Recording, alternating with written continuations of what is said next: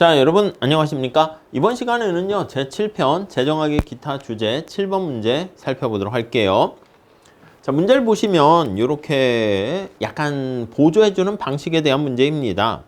저소득층은 자신의 소득으로 X제 쌀과 Y제 소주를 구입하는데 저소득층의 효용함수가 이렇게 특이하게 되어 있습니다. 둘 중에 작은 거에 의해서 영향을 받으니까 무차별 곡선이 L자 형태가 됩니다. 이거를 우리가 완전 보완제 형태라고 하고요. 노벨상을 받은 레온티에프라는 학자 이름을 따서 레온티에프 형태의 효용함수 이렇게 되는 거죠. 자, 정부에서 저소득층이 X제를 구입할 때 구입 가격의 50%를 할인하는 가격 보조를 해줍니다.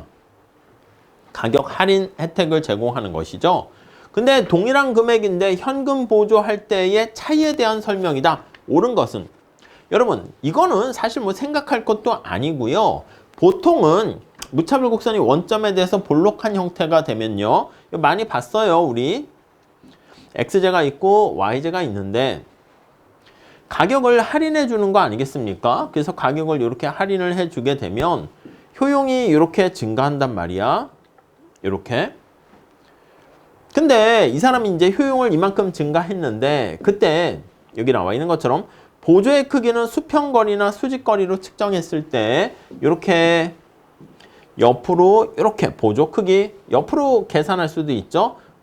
옆으로 X제의 소비량을 기준으로 측정할 수 있고 Y제는 고정시키고 연두 색깔은 X제는 고정시키고 Y제 소비량을 변화시켜서 보조하게 되는 겁니다. 자, 근데 보조 크기는 똑같이 맞췄는데 동일한 효용을 주는 여기 보시면 동일한 효용을 주는데 아니면 동일한 보조 금액이라 할게요. 그랬을 때 만약에 이렇게 가격을 할인해 줬어요. 그래서 보조 금액을 똑같은 크기로 해야 되니까 요거랑 같은 기울기로 표현할게요.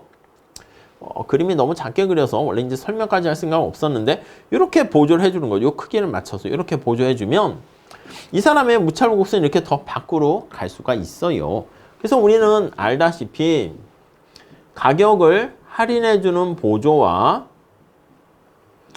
소득 보조죠. 현금 보조와 네, 이걸 줬을 때 효용에 미치는 측면에서 보면 어느 게 당연히 받는 사람 입장에선 좋습니까? 하면 이게 더 좋다. 이렇게 얘기합니다. 이게 일반적인 상황이야. 무차별 곡선이 원점에 대해서 볼록한 한계 대체율이 체감하는 상황에서는 그렇게 되는데 이렇게 되면요. 이 두 개의 차이가 발생하는 이유는 뭐냐면 우리 많이 했죠. 조세 파트에서도 하고 괴리가 발생하는 것은 가격 보조인 경우에는 X제만 세금 때리는 것도 마찬가지입니다. 가격의 할인으로 인한 이렇게 대체 효과가 존재해서 이 대체 효과 때문에 우리가 어떻게 됩니까? 선택에 왜곡이 발생합니다. 이해 가시죠? 이렇게. 근데 이렇게 레온티에프형 L자 형태가 될 때는요. 대체 효과가 없어.